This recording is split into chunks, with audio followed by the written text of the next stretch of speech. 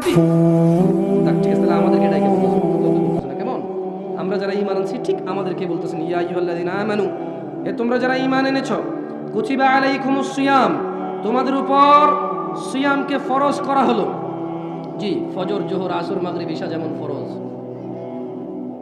ফজর জোহর আসর মাগরিব ইশা যেমন ফরজ, যাকাত দেওয়া যেমন ফরজ সমর্থবানের জন্য, হজ করা যেমন। আপনাদের এখন এইদিকে তো সবার উপরে মনে জাকাত টাকা ফরজ হয়ে গেছে, কারণ 1 বিঘা জমি 3 লাখ টাকা বেচতে পারতেন না, ভাত খেতে ভাত পাইতেন না। আমি বলতেছি না আমি মহারাজ, একটা উদাহরণ দিচ্ছি আর কি। এখন জমির শতক চলে 10 লাখ, 3 শতক বেচে 30 লাখ, স্বর্ণের ভরি 1 লাখ, 30 ভরি স্বর্ণ পাওয়া যায়। যে টাকা ব্যাংকে রেখে দিয়েছেন ওই টাকা দিয়ে 30 ভরি স্বর্ণ পাওয়া যায়। দেখছেন আল্লাহ রিজিক কিভাবে দেয়? আল্লাহু ইয়াবসুতুর রিজক লিমান ইয়াশা ওয়া ইয়াকদির। আল্লাহ মানুষের রিজিক সম্প্রসারিত করে অথবা সংকুচিত কমায় দেয় যার খুশি। দেখছেন এই মানুষগুলো 1 বিঘা জমি বিক্রি করে চোখ অপারেশন করতে পারতো না, সেই মানুষগুলো এখন 1 বিঘা জমি বিক্রি করে বনানীতে 10 তলা বিল্ডিং করছে। আল্লাহ এত সম্পদ দিয়েছে, তারপরে ও 2 টাকা 5 টাকা তোলা ছাড়া মসজিদের ইমামের বেতন দিতে পারে না। এই লোকটা যার মায়ের জ্বর হয়েছিল, পাতলা পায়খানা হয়েছে, 50 মণ ধান বিক্রি করে ডাক্তার দেখাইতে পারে নাই, 2 বিঘা জমি বিক্রি করে ভালো চিকিৎসা করাইতে পারে নাই। শেষমেশ বাপ মরে যাওয়ার আগে 3 বিঘা 4 বিঘা জমি রেখে গেছিল। 1 শতক এখন রাস্তার পাশে 20 লাখ টাকা চলে। 33 শতকের দাম আসে 4 কোটি টাকা, 5 কোটি টাকা। ও কামলা খেত, ওর বাপে দিন মজুর ছিল, একটু জমি রেখে গেছে, ওই জমির দাম এখন 5 কোটি টাকা। তারপরেও নিজেকে একদম হাকির মনে করে, ছোট তুচ্ছ মনে করে, দান করতেও ভয় পায়। ও রিজিক নিয়ে ভয় আছে এখনো, কি খাবে, কি করবো, আমার পোলায় কি করবে, হ্যাঁ আমি কি করবো, কিচ্ছু নাই রে আমার। মসজিদে দিয়ে দিলে কি হবে, মাদ্রাসা দিয়ে দিলে কি হবে, হুজুররা হুজুর ভাড়া করে নিয়ে আসে, হুজুররা হুজুর হায়ার করে নিয়ে আসে, তারপরে বলে মারহাবা মারহাবা মাবুদ। উত্তর পাড়ার আব্দুল জলিল মিয়া 10,000 টাকা দিয়েছে মাবুদ। তার বাপে জুয়ারি ছিল, বেনামাজি ছিল, যত কিছুই ছিল, 10,000 টাকার বিনিময়ে তুমি তারে জান্নাত দিয়া দাও।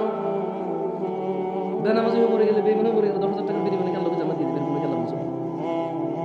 বেঈমান হয়ে মরে গেলে, মুশরিক হয়ে মরে গেলে, ঈমান ত্যাগ করে মরে গেলে, আল্লাহ দ্রোহিতা করে মরে গেলে, ওর ছেলে নাকি 10,000 টাকা দিলে ও নাকি জান্নাতে যাওয়ার দোয়া করা যাবে। ও বেঈমান হয়ে মরলে নাকি? হ্যাঁ, কিছুই তো ছিল না আপনাদের, কি ছিল? 5 বিঘা জমিতে কয় মণ ধান পেতেন? 10 বিঘা জমিতে কয় মণ ধান পেতেন? আর এই যে ছোট ভাই, তোমার বয়স 25 বছর, R15, হ্যাঁ, তারপরে যে কি কয় FZS নিয়ে যে বুম বুম বুম করো, তোমার দাদা ছিল ফকিরের মতো, ভাত খেতে ভাত পাইতো না, 5 বিঘা জমি ছিল, 10 মণ ধান হইতো না, 1 খন্ড হইতো জমি, 2 খন্ড পানিতে ডুবে থাকতো তোমাদের এলাকা। অথবা মরুভূমি ছিল, পানি ছিল না, উঁচু এলাকা। এরকমই বাংলাদেশ ছিল 30-40 বছর আগের কথা বলছি, বেশি দিন আগের না। 1 খন্ড জমি পেত, ধানের পাশে যে ঘাসের বিচি, ওই ঘাসের গোটা তুলে এনে জাউ রান্না করে খাইতো। অনেক পয়সাওয়ালা হয়ে গেছো না, তাফাল লিঙ্ক করে বেড়াও। শুধু 1 শতক জমি 15 লাখ টাকা হওয়ার কারণে তোমার যে মেম্বার এখন অনেক কিছু, তোমার যে চেয়ারম্যান এখন অনেক কিছু। ওর বাপ দাদার কি ছিল আমরা জানি না, না? ও কত বড় পয়সাওয়ালা, 10 তলা বিল্ডিং তোলে, মসজিদে এসে 2 লাখ টাকা দান করে। কি ব্যবসা করে? ওর বাপে কোন চেরাগ রাইখা গেছে আলাদিনের ওর জন্য? হ্যাঁ, ইত্তাকুল্লাহ ইয়া নাস, মানুষ আল্লাহকে ভয় করো। এই যেই বিঘা জমি 20,000 টাকা বিক্রি হতো না, সেই বিঘা জমি আল্লাহ এখন 4 কোটি টাকা সমমূল্য করে দিয়েছে। তবু তুমি 1 শতক জমি মসজিদ মাদ্রাসা দান করতে রাজি নও। অথচ তোমার এই 1 শতক জমির দাম 2,000 টাকা ছিল না, 2,000। এখন থেকে 20 বছর আগে তোমার এই 1 শতক জমির দাম 1 লাখ টাকা ছিল না। আজকে যে 1 শতক জমি 20 লাখ অনেক প্রিয় হয়ে গেছে, ওখান থেকে অর্ধেক দিয়ে দিল, তোমার বাপের যা ছিল তোমার এখন বেশি থাকবে। তবুও তুমি একটা ওয়াজ মাহফিল করতে 10 টাকা 20 টাকা দিতে ভয় পাও। মনে হয় যেন হুজুরদের ঠেকা, এদেশে ইমাম মুয়াজ্জিনদের ঠেকা, এদেশে মর্যাদা মাদ্রাসা মসজিদ কমিটিদের ঠেকা। তোমার জন্য লোক ভাড়া করে নিয়ে এসে তোমার বাপের ইমান ছাড়া মরে যাক, জান্নাতে ঢুকাই দেওয়ার পরে তুমি 200 টাকা দান করবে, মার হাবা করে ছিল দেবো, ঠিক কিনা? এইভাবে সাক্ষী মাক্ষী নিয়ে তোমার থেকে 200 টাকা দিতে হবে। দিবা আল্লাহকে তারিফ শুনতে যাও আমার মুখে, দূর দূরান্ত থেকে নিয়ে এসে, হ্যাঁ, এলাকার কেউ তো তোমার তারিফ করবে না, এই জন্য দূরে থেকে আমার নিয়ে আসো, দান করে তারিফ শোনাও, মার হাবা এলাকার চিনে তো তোমার 10,000 না 2 লাখ টাকা দিলে সুনাম করবে না, চিনে তোমার, যদিও সত্যবাদী হয়। কেমন? আমরা তো চিনি না, করে যাই, যাও, যেহেতু চিনি না করে গেলাম, তোমার সুনাম, তুমি অনেক ভালো মানুষ। আমরাই খারাপ, আমরা হুজুরের সামান্য করা টাকার জন্য ওয়াজ করতে এসে তোমার সুনাম করি, আমরাই খারাপ। যাও, দোষ নিজের উপর নিলাম, তুমি পবিত্র। মানুষ তর্ক বিতর্ক থেকে বিরত হও এবং ইবাদত শিখে নাও। শাহরু রমাদান আল্লাযী উনজিলা ফীহিল কুরআন, সামনে রমাদান মাস আসতেছে, যে মাসে কোরআন নাজিল হয়েছে। কতজন আমাদের মধ্যে আজকে এখানে আছে যারা কোরআন পড়তে জানি? আমিও এক অবাক মানুষ, আমি একটা বোকা মানুষ, আমি এমন একটা বোকা মানুষ। আমি এখানে মানুষকে বলতেছি যে সামনে যে রোজার মাস আসতেছে, এই রোজার মাসে আল্লাহ কোরআন নাজিল করছে। ওরা কতটুকু মূল্যায়ন করে, আমরা কতটুকু মূল্যায়ন করেছি এই কোরআনকে? পড়তেই জানি না, পড়তেই জানি না। এমন কিছু নিয়ে আলোচনা করছি। যাই হোক, আল্লাহ হেদায়েত দিলে তুমি আমার চাইতে বেশি জানবা, আমার উস্তাদের চাইতে বেশি জানবা, তার উস্তাদের চাইতে বেশি জানবা। হিদায়াত আল্লাহর কাছে, কল্যাণ আল্লাহর কাছে। আল্লাহ যার কল্যাণ চায় তাকে আল্লাহ দিনী শিক্ষা দান করে। হতে পারে তুমি আমার চাইতে অনেক উত্তম, তাই তোমাকে সম্মান করে বলে দিনী ভাই, সিয়ামকে আল্লাহ তাআলা ফরজ করেছেন। বলেছেন তোমরা যারা ঈমান এনেছো তোমাদের জন্য সিয়ামকে ফরজ করা হয়েছে, যেমন তোমাদের আগের লোকজনদের উপরে ফরজ করা হয়েছিল, যাতে তোমরা আল্লাহ ভীরুতা অর্জন করো। ও নারায়ণগঞ্জের মানুষ, ও রূপগঞ্জের মানুষ, তোমরা যদি চাও আল্লাহকে ভয় করবা। প্রশ্ন, কিভাবে আল্লাহ ভীরুতা অর্জন করব? তবে আল্লাহ বলছেন কামা কুতিবা আলাল্লাযীনা মিন ক্বাবলিকুম লাআল্লাকুম তাত্তাকুন, তোমাদের উপর সিয়াম ফরজ করা হয়েছে যেমন তোমাদের আগের লোকদের উপরে ফরজ ছিল। কেন সিয়ামকে আল্লাহ ফরজ করেছে? তুমি যদি রোজা পালন করো, তোমার ভিতরে আল্লাহ ভীরুতা, তোমার ভিতরে আল্লাহর তাকওয়া, আল্লাহর ভরসা, আল্লাহর ভয়, আল্লাহর ভালোবাসা বৃদ্ধি পাবে। তুমি সিয়াম ছাড়া আল্লাহ ভীরুতা এত সহজে কোনো কিছুতে পাবা না।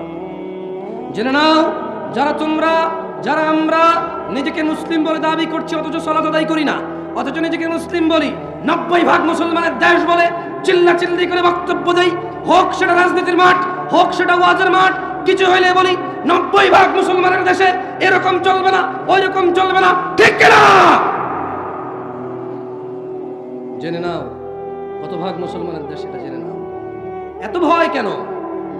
পার্সেন্টেজে এত তোমার সংশয় কেন? জেনে নাও না মুসলমান কত পার্সেন্ট। ইসলামের স্তম্ভ 5টি। কয়টি? জোরে বলেন, কয়টি? عن ابن عمر رضي الله عنهما قال, ابن عمر رضي الله عنهما বলেন, قال رسول الله صلى الله عليه وسلم, আল্লাহর রাসূল সাল্লাল্লাহু আলাইহি ওয়াসাল্লাম বলেছেন, বুনিয়াল ইসলামু আলা খামস, ইসলামের স্তম্ভ 5টি। মানে যেই লোকের কাছে এই 5টা জিনিস আছে শুধু সেই নিজেকে মুসলিম বলতে পারবে, এর বাইরে কেউ বলতে পারবে না। 90% 100% এখন বেরিয়ে যাবে। কত ভাগ মুসলমানের দেশ এটা? এখানে কতজন মানুষ মুসলমান বের করতে কঠিন কিছু হবে না। আল্লাহর নবী সাল্লাল্লাহু আলাইহি সাল্লাম বললেন, শাহাদাতি আল্লা ইলাহা ইল্লাল্লাহ, যে এই সাক্ষ্য দেয় আল্লাহ ছাড়া সত্য কোনো ইলাহ নেই, ওয়া আন্না মুহাম্মাদার রাসূলুল্লাহ, আর মুহাম্মদ সাল্লাল্লাহু আলাইহি সাল্লাম হচ্ছে আল্লাহর বান্দা এবং আল্লাহর রাসূল প্রেরিত। ওয়া ইকামিস সালাহ, সালাত আদায় করে, ওয়া ইতাইজ যাকাত, এবং ধন সম্পদশীলরা যারা যাকাত দেয়, ওয়াল হজ, সমর্থবানদের মধ্যে যারা হজ করে, ওয়া সাওমি রমাদান, এবং রোজার মাসে যারা সিয়াম পালন করে। রাওয়াহুল বুখারী। আল্লাহর নবী বলছেন, বুনিয়াল ইসলামু আলা খামস, এই ইসলামটা 5টা খুঁটির উপরে টিকে আছে। যারা এই 5টা খুঁটিকে ধারণ করেছে তাদের মধ্যে ইসলাম আছে, তারা হচ্ছে মুসলমান। আর যে একটা ছেড়ে দিল, আর একটা ছেড়ে দিল, পড়ে গেল। সিয়াম ছেড়ে দিল, যাকাত ছেড়ে দিল, হজ ছেড়ে দিল, তৌফিক থাকা সত্ত্বেও সবচাইতে হতভাগা হচ্ছে তারা, সবচাইতে হতভাগা হচ্ছে তারা।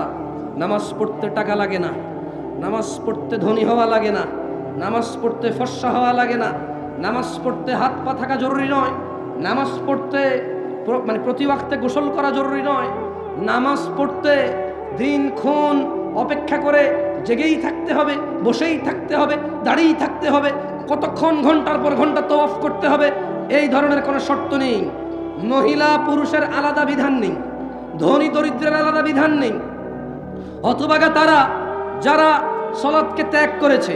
আল্লাহর নবী বলছে ইসলামের স্তম্ভ 5টি, আল্লাহকে সাক্ষী দেওয়া, ওনার রাসূলকে সাক্ষী দেওয়া এবং সালাত প্রতিষ্ঠিত করা, সমর্থবান যাকাত দেওয়া, সমর্থবান হজ করা, 11 মাস শেষে 1 মাস রোজার মাস যারা পেল তারা রোজা রাখবে, যারা তারাই হচ্ছে মুসলমান। এটা হচ্ছে ইসলামের স্তম্ভ। কয়েকটি কাজ একনিষ্ঠভাবে করলেই আমরা জান্নাতে প্রবেশ করতে পারি, যার অন্যতম হলো সিয়াম। জান্নাতে প্রবেশ করতে চান কারা? তবে অনেকগুলো সহজ পদ্ধতি রয়েছে, একটা আমি আজকে উল্লেখ করব এখানে। আন জাবিরিন রাদিয়াল্লাহু আনহু, এটা নারায়ণগঞ্জ, আপনারা না করিয়েন, এটা ঢাকা শহর। সব মানুষ এখানে বইঙ্গে ওদের এলাকায় এসে কাজ করে, ওরা পয়সা অহংকারী দাম্ভিক, ওরা বহু হুজুরকে এর আগে উঠাইছে। ঢাকা বেড়াইত, বংশাল পুরান ঢাকা, এই নারায়ণগঞ্জ, তারপর হলো কেরানীগঞ্জ, ওদিকে হলো গাজীপুর, টঙ্গী, বাংলাদেশের সব হুজুরকে ওরা তুলছে, ওয়াজ করে আইনে আইনে হুজুরদেরকে ফর্মে তুলে দিয়েছে। ওরা চিল্লাচিল্লি করবে না, ওয়াজ এসে কে করবে? সব মানুষ ওদের ভাড়াটিয়া।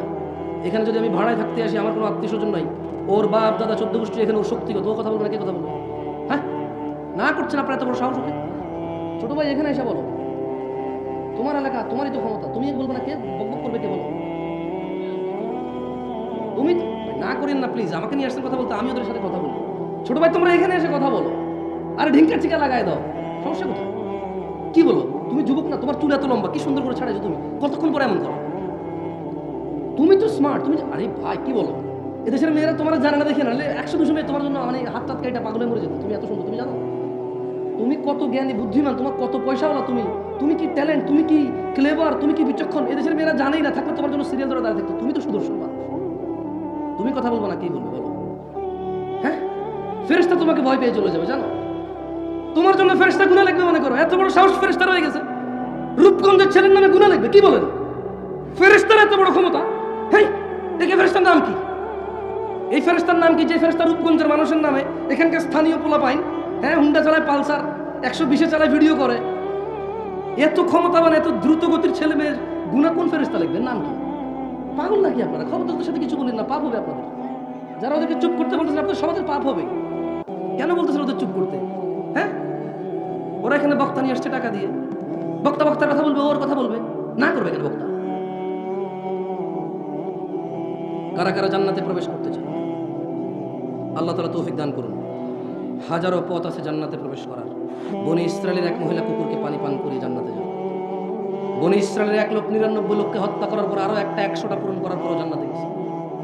জান্নাতে যাওয়ার বহু পথ আছে, জান্নাতে যাওয়ার বহু পথ আছে। আজকে একটা নিয়ে না হয় কথা বললাম। আন জাবির রাদিয়াল্লাহু আনহু, জাবির রাদিয়াল্লাহু আনহু থেকে বর্ণিত, তিনি বলেন, আপনারা মনোযোগ দিয়ে শুনুন, আমি আপনাদেরকে প্রশ্ন করব, জবাব দিন, কেমন? মনোযোগ দিয়ে শুনিয়েন।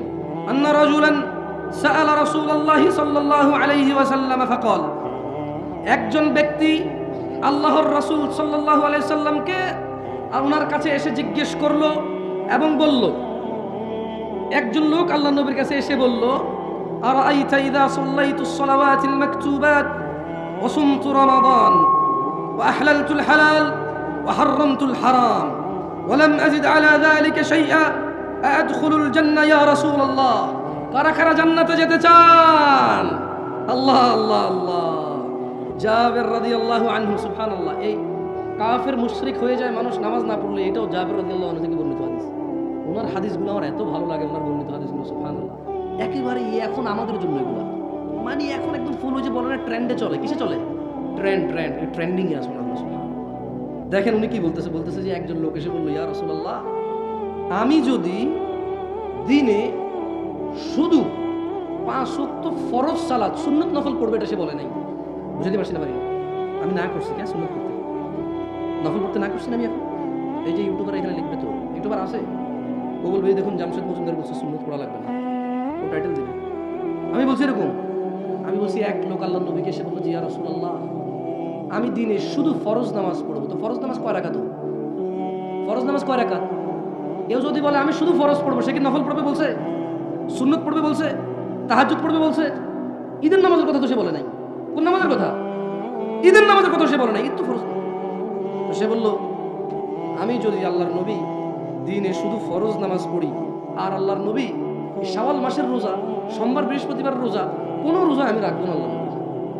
আমি একবারে বছর শেষে যখন রমজান মাস আসবে, চন্দ্র দেখে রোজা রাখবো। যদি 29 দিনের মাস হয় 29 দিন না। উনি এভাবে বলে নাই, উনি মূলত বলছে কি, আল্লাহর নবী, আমি যদি শুধু ফরজ নামাজ পড়ি আর রমাদানে সিয়াম পালন করি এবং হালালকে হালাল বলি, হারামকে হারাম হিসেবে মেনে চলি, ওলাম আজিদ আলা যালিকা শাইআ, আল্লাহর নবী, আমি যদি খালি রোজা রাখি রমজানে, আর যদি আমি 5 ওয়াক্ত নামাজ পড়ি ফরজগুলা, অন্যগুলা বাদে, আর আপনি যত কিছুকে হারাম বলছেন আমি এগুলো মাইনা চলবো, এগুলো আমি করবো। আপনি যত কিছুকে হালাল বলছেন এটাকে আমি হালাল হিসেবে নিব। এবং আল্লাহ নবী আপনাকে আমি বলে দিই, সারা দিনে আমি আর কোনো ইবাদত করব না। কি করবে না? কি করবে না? এক ব্যক্তি বলতেছে, জামশেদ মজুমদার বলতেছে না, কাকে বলতেছে? আল্লাহ নবীকে বলতেছে। এই হাদিস পাইলাম কোত্থেকে? জাবের রাদিয়াল্লাহু আনহু থেকে বর্ণিত। এটা মুসলিমের হাদিস। ওনাদের কিসের হাদিস? সহিহ মুসলিমের হাদিস। কিসের হাদিস? সহিহ মুসলিমের হাদিস। এখন ওই লোক বললো যে আল্লাহর নবী, এবং এর চেয়ে মানে নামাজ রোজা আর হারাম আর হালালের এর চেয়ে আমি যদি কিছুই বৃদ্ধি না করি, আমি যদি আর কোনো ইবাদতই না করি, আমি কি জান্নাতে প্রবেশ করবো হে আল্লাহর রাসূল? আল্লাহ নবী বলল যে না, তুমি জান্নাতে যাও যদি ন্যূনতম কি করেন। বলে খেয়ে ফেলছেন ভাই, পানি টানি খাবেন, ওয়াজ খাই ফেলিয়েন না, পানি খান, ভাত খান, মাছ খান, ওয়াজ খাই ফেলিয়েন না ভাই, তাহলে আয়েশা আসাটাই মানে বৃথা হবে। ওই লোক কি বলছে, সে কি করবে? আর কোন মাসে রোজা রাখবে? হালালকে কি বলবে? হালালকে কি বলবে? হারামকে কি বলবে? কেউ যদি কাউকে স্মরণ করতে গিয়ে গান বাজনা বাজায় যদি দিবস পালন করে, এটাকে কি বলবে? সে কি বলবে? সে এটাকে যদি কোনো বইতে লেখা থাকে ধর্ম মানুষই তৈরি করছে, সে কি বলবে এটাকে? যদি বিয়ের মধ্যে মত থাকে, সে কি বলবে এটাকে? এদেশের সবচেয়ে শ্রেষ্ঠ স্মার্ট মানুষ বিয়েতে গায়ে হলুদ করে, সে কি বলবে এটাকে? এই দেশের সবচেয়ে ভদ্র মানুষ তার শালীরে নিয়ে একসাথে সফর করে, সে কি বলবে এটাকে? এই দেশের সবচেয়ে বুদ্ধিমান শিক্ষিত মানুষটা সিগারেট খায়, সে কি বলবে এটাকে? এই দেশের সবচাইতে ক্ষমতাবান মানুষ, সবচাইতে ক্ষমতাবান মানুষ কোন একটা আইন পাশ করলো যে মডেল লাইসেন্স দিয়ে দিবে, সে কি বলবে এটাকে? তাহলে সে প্রত্যেকটা হারামকে কি বলবে? প্রত্যেকটা হারামকে কি বলবে? তাহলে শুধু নামাজ পড়বে, রমজানের রোজা রাখবে, আর যত কিছু আল্লাহ হারাম করছে ওটাকে কি বলবে? মেনে চলবে। আর হালালকে কি বলবে? হালালকে কি বলবে? মানে চাস্তো ভাইয়ের মেয়ে, আপন চাস্তো ভাইয়ের মেয়ে, মানে আপন ভাই না, চাস্তো ভাইয়ের মেয়ে দেখা দিবে না, প্রয়োজনে বিয়ের প্রস্তাব দিবে বা দিবে না, যদি পছন্দ হয় প্রস্তাব দিবে, এটাকে হালাল মনে করবে। বুঝতে পারি নাই, বুঝতে পারি নাই বলো, ভাগ্নি বিয়ে করে ফেলবেন নাকি? জমানাটাই কি এমন চলে আসছে, দূর জমানাটা কি আসছে? চাস্তো ভাইয়ের মেয়ে বিয়ে করা যায় না? জমানা তো কি এমন চলে আসছে, কি বলেন? ভাগ্নি বিয়ে করে ফেলবেন লোকে? হ্যাঁ শোনেন না, মামা মামা মামা মামা বনি বলতেছে যে আমার আপন ভাই বা তদর করেন, আমার মেয়েরা আমার স্বাস্থ্য খুব শোনা, কি শোনা, খুব শোনা। হঠাৎ করে মেয়ে বমি করে, হঠাৎ করে মেয়ে কি করে না, বাসে উঠে মাথা ঘুরে বমি করে না, ঘরে থাকতেই করে। আরে ভাই বাসে উঠলো নাকি বমি করে? ভাই বাসে উঠে বমি করে নাই, হঠাৎ করে মেয়ে বমি করে। এরপরে মেয়ের মা কাঁদে, আল্লাহ আল্লাহ আল্লাহ, কি খাইছে রে, আমার খাইছে, কি করলো, আমি কি ক্ষতি করছি, আমি কি ক্ষতি করছি? মানে এখন অন্য কোনো পোলায় তারা যদি বমি করতো তাহলে তত বিয়ে দিতে পারতো। আমার আপন স্বাস্থ্য ভাই ভাই লোক কেমনে, আমার ভাগ্নি মা ভাগ্নি কেমনে বিয়ে দিব? ভাই খাইছে খাইছে খাইছে, আমি শেষ, আমি শেষ, মুখ দেখানোর জায়গা নাই। মানে অন্য কারোর সাথে হলে জায়গা থাকতো, অন্য কারোর সাথে জানা হলে মুখ দেখানোর জায়গা থাকতো, স্বাস্থ্য ভাইয়ের সাথে হবে না। আরে বেটা, স্বাস্থ্য বোন বিয়ে করা যায়, স্বাস্থ্য বোন যদি বিয়ে করা যায়, তাহলে স্বাস্থ্য বোনের অন্য কোন বেড়ার কাছে বিয়ে দিয়েছে, ওইখান থেকে মেয়ে হয়েছে, ওকে কেন বিয়ে করা যাবে? কোন যুক্তি দিয়ে? হ্যাঁ, চাস্তো বোনের সাথে দেখা দেওয়া যায় না, তাহলে চাস্তো বোনের আরেকজনের ঘরে বিয়ে দিয়েছে। বলেন আন সাঈদ ইবনুল মুসাইয়িব রাদিয়াল্লাহু আনহু, রাদিয়াল্লাহু আনহু, নবী বলেন, মুখে মুখে বলেন রাদিয়াল্লাহু আনহু,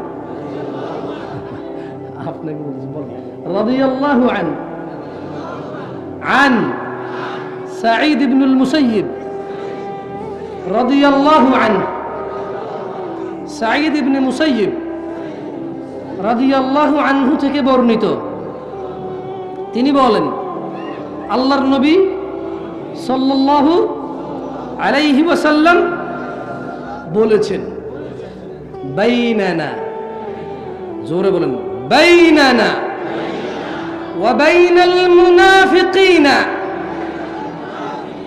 শুহুদুল ইশা ওয়াস সুবহ লা ইস্তাতিউনাহুমা। সাঈদ ইবনে মুসাইয়িব রাদিয়াল্লাহু আনহু থেকে বর্ণিত, তিনি বলেন আল্লাহর নবী বলেছে যে মুসলমান মানে আল্লাহর নবীর উম্মত বা আল্লাহর বান্দা, আর যারা আল্লাহকে অস্বীকার করে মুনাফিক, কাফের, মুশরিক, এখানে মুনাফিকের কথাটা বলছে আর কি, বুঝছেন? জাবের রাদিয়াল্লাহু আনহু থেকে দুইটা হাদিস আছে, একটাতে মুশরিক বলা আছে, একটাতে মুশরিক কাফের দুইটা বলা আছে। কেমন? সরি, একটাতে কাফের বলা আছে আর একটাতে মুশরিক কাফের দুইটা বলা আছে। তো জাবের রাদিয়াল্লাহু আনহু থেকে বলেছে, তিনি বলেন যে আল্লাহ নবী বলছে নিশ্চয়ই মুনাফিক আর মুসলমানদের মধ্যে পার্থক্য হচ্ছে ঈশা আর ফরজ নামাজ ত্যাগ করা। কারণ মুনাফিকের জন্য ফজর আর ঈশা পড়া কষ্ট হয়ে যায়। কত ভাগ মুসলমানের দেশ? হ্যাঁ, এখনো 90 ভাগ। কমে না রে ভাই, কমে না। কয় যে মানির মান জুতা দিয়ে যায় না, এখনো কমে নাই 90 ভাগ। হ্যাঁ, নাও মার খেমুনি তো বড় বড় হুজুররা বা রাজনীতির নেতারা সব এই জায়গায় এসে কথা বলে 90 ভাগ মুসলমান দেশ। কি কয় 90 ভাগ মুসলমান দেশ? মুসলমান তাহলে হয় কেমনে আসলে? মানে কোন কাজ করে মানে মুসলমান, কোন কোন কাজে মুসলমান হয়? আমরা তো জানি যে অনেক কাজে মুসলমানের তো চলে যায়।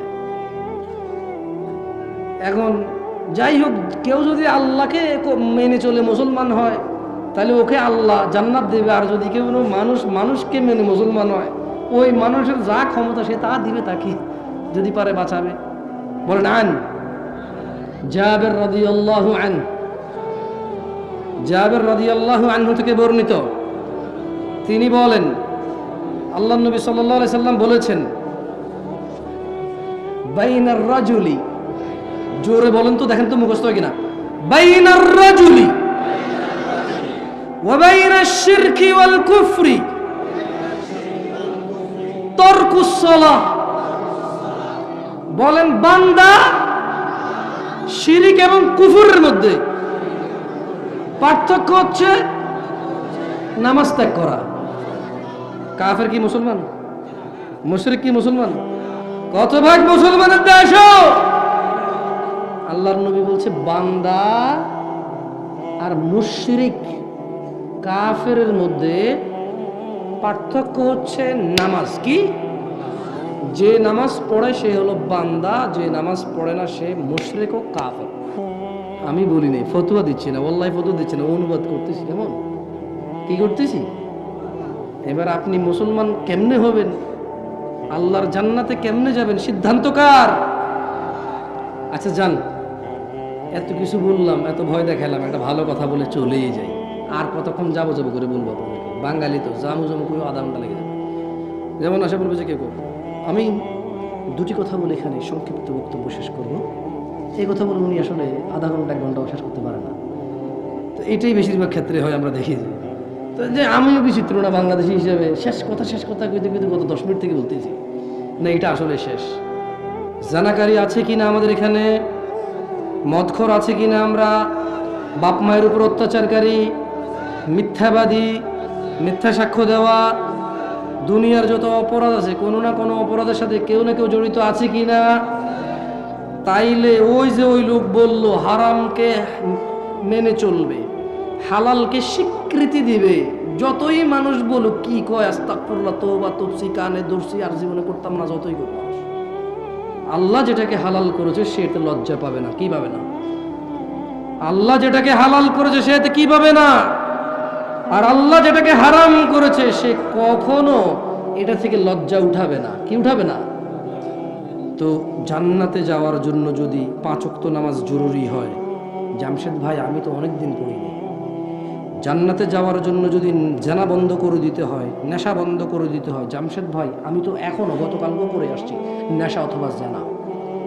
জান্নাতে যাওয়ার জন্য যদি সুন্নতকে মেনে চলতে হয়, হালাল মেনে হারামকে সবসময় বর্জন করতে হয় যদি জান্নাতকে পেতে হলে, আমি তো আধা ঘন্টা আগে এখানে আসার আগেও আমার প্রেমিকার সাথে কথা বলে আসছি, একজন লোককে টাকা দিব বলে দেই নাই, একটা লোককে ধমক দিয়ে আসছি, আব্বাকে ধমক দিয়ে আসছি, আম্মার সাথে জোরে কথা বলে আসছি, একটু আগে আমি আমার বউকে ভাতের প্লেট এভাবে ছুঁড়ে ফেলে দিয়ে আসছি এখানে মাহফিল দেখতে। জামশেদ ভাই তাহলে আমার উপায় কি? শোনেন, আল্লাহ তাআলা কোরআনুল কারীমে বলছে ইল্লা মান তাব, অতএব যেই ব্যক্তি তার সমস্ত গুনাহ থেকে ফিরে এসে আল্লাহর কাছে মাপ চায়, ফিরে আসে, ও আমানা, আল্লাহর প্রতি ঈমান আনে, ওয়া আমিলা আমালান সালিহা, এবং আল্লাহর জন্য কিছু ভালো কাজ কর্ম করে, আল্লাহ বলছে ফাউলাইকা ইউবাদদিলুল্লাহু সাইয়্যাতিহিম হাসানাত, তাহলে তার পিছনের যত লিটার মদ খেয়েছে, পিছনে যত লক্ষ কোটি লিটার মদ খেয়েছে, যত ইয়াবা গাঁজা খেয়েছে, যত কিছু করেছে, যত অপরাধ সে করেছে, ফাউলাইকা ইউবাদদিল, আল্লাহ তার সমস্ত গুনাহকে বদল করবে, সাইয়্যাতিহিম, তার গুনাহকে বদল করবে, হাসানাত, এই মাফ করবে করবে বদল করে নেকি বানায় দেবে গুনাহগুলোকে। সিদ্ধান্ত আপনাদের। এতদিন যা করেছেন করেছেন, যদি ঈমান আনেন, আল্লাহর কাছে ফিরে আসেন, ঈমান আনেন, ভালো কাজ করেন, তাহলে পিছনের যত গুনাহ আছে আল্লাহ নেকিতে পরিবর্তন করে দেবে।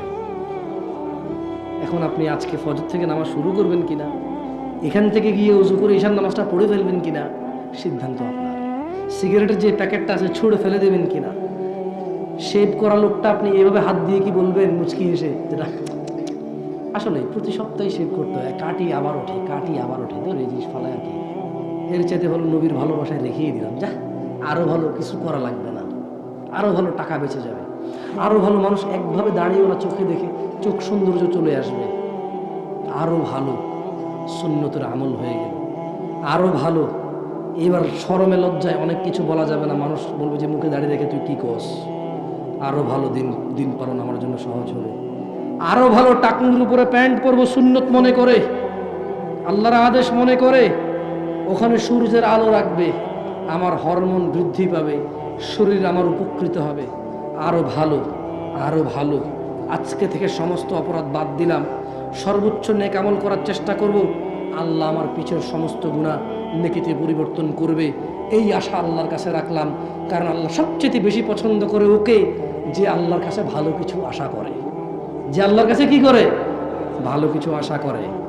ও রূপগঞ্জের মানুষ, জান্নাতে যেতে চাও, নেকিতে পরিবর্তন করতে চাও গুনাহকে, তবে ক্ষমা চাও, ফিরে আসো এবং ভালো কাজ কর্ম করো, গুনাহগুলোকে নেকিতে পরিবর্তন করে রবের সন্তুষ্ট চিত্তে সেই জান্নাতে প্রবেশ করো, যে জান্নাতে স্বর্ণ খচিত আসনে হেলান দিয়ে আড্ডা দিবা, যে জান্নাতে কিশোররা তোমাদের খাদেম হবে, যে জান্নাতে হুরুন ঈন, যে জান্নাতে হুর থাকবে, এমন স্ত্রী পাবা যাকে কোনো চক্ষু কল্পনা করতে পারে না, অসম্ভব। পুরো পৃথিবীর সমস্ত পুরুষের সমস্ত যৌবন একত্রিত করে যদি কল্পনা করা যায় কোনো এক কাল্পনিক রোমান্টিক কিছু, তবুও হুরের কোনো কিছুই কল্পনা করা যাবে না, এত ডিফারেন্ট হবে। সুবহানাল্লাহ।